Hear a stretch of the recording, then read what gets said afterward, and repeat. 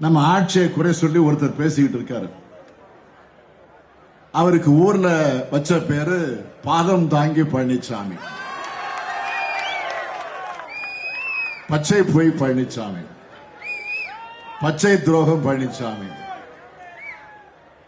தன்னுடைய எஜமானருக்கு போட்டியா பழனிசாமியும் உருட்டுறாரு.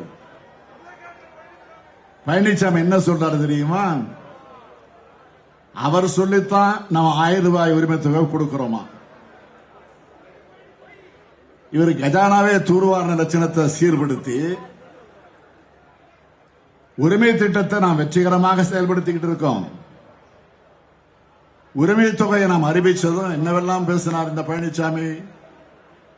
திமுக கொடுக்க மாட்டாங்க, ஏமாத்திடுவாங்க அப்படின்னு பிரச்சாரம் பண்ணாரு. இப்போ வெக்கமே இல்லாம போய் பேசுறாரு. பழனிசாமி பேசுறத பார்த்தா ஒரு படத்துல கவுண்டமணி சொல்வாரு, உங்களுக்கு ஞாபகம் இருக்குன்னு நினைக்கிறேன். ஒரு மனுஷன் போய் பேசலாம், ஆனா ஏக்கர் கணக்கில் பேசக்கூடாது. அந்த காமெடி தான் என் ஞாபகத்துக்கு வருது. பொய்யினுடைய முழு உருவமா இருக்கிற பழனிசாமி அவர்களை எத்தனை ஆண்டுகளானாலும் தமிழ்நாட்டு மகளிர் 1000 ரூபாய் உரிமை தொகையை ஸ்டாலினிடம் தான் கொடுத்தார்னு சொல்லுவாங்க. பாஜகவோட கள்ள கூட்டணி வச்சுக்கிட்டு உத்தமபுத்திரன் மாதிரி ஊர்வலம் போய் வாய்க்கு வந்தபடி புலம்புகிற பழனிசாமியுடைய லட்சணம் என்ன? மோடி இந்தியாவை சீரழிச்சார்னா தமிழ்நாட்டை சீரழிச்ச பாவத்தை செஞ்சவர் பழனிசாமி. பழனிசாமி ஆட்சி தான் தமிழ்நாட்டோட இருண்ட காலம். தூத்துக்குடி துப்பாக்கி சூட்ட 13 பேர் உயிரிழந்த பாவத்தை செஞ்சவர் பழனிசாமி. கொடநாடு கொலை, கொள்ள, தற்கொலை நடந்த ஆட்சியை நடத்தினவர்.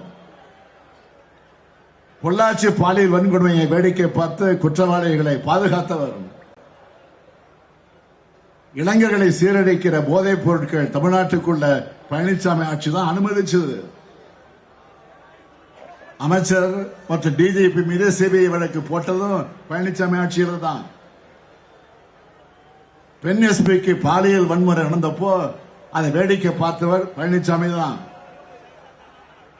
சட்டம் ஒழுங்கு என்பதே இல்லாம ஒட்டுமொத்த நிர்வாக எந்திரமும் முடங்கின ஆட்சியை நடத்தினவர். தான் பதவி சுகம் அனுபவிக்க தமிழ்நாட்டோட உரிமைகளை அடகு வச்சு அடிமை சேவகம் பண்ணவர் பழனிசாமி. 4 ஆண்டுகளாக ஒண்ணுமே செய்யாம அனைத்து துறைகளையுமே தமிழ்நாட்டை அதால பாதாளத்திற்கு தள்ளினவர் பழனிசாமி. நான் ஆட்சி பொறுப்புக்கு வந்த உடனே ஒவ்வொரு துறையா ஆய்வு செஞ்சேன்.